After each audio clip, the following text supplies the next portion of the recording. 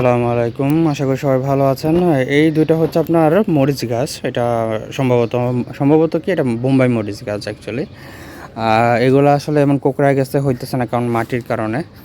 এগুলো আরকি খুব আপনার ফাঁকা যে শুকনা মাটি এগুলো পছন্দ করে আরকি। এরকম ভিজা স্যাঁতসেঁতে মাটি পছন্দ করে না।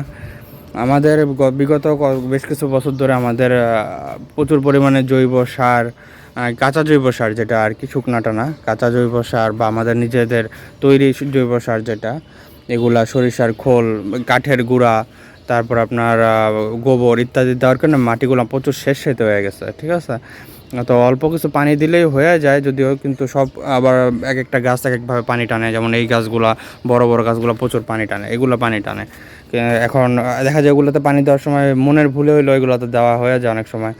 আবার বড় বড় গাছের ছায়াগুলা পড়ে এটাতে, তো যার কারণে এগুলা রোদ পায় না ওইভাবে। এগুলা যদি আসলে উপরে উঠায় দেওয়া যেত, যেভাবে ওই যে ড্রাগনের নতুন চারাগুলো যেভাবে আমরা উপরে উঠাই দিচ্ছি, এভাবে যদি উঠায় দেওয়া যেত হয়তো, তাহলে হয়তো ভালো হইলেও হইতে পারতো।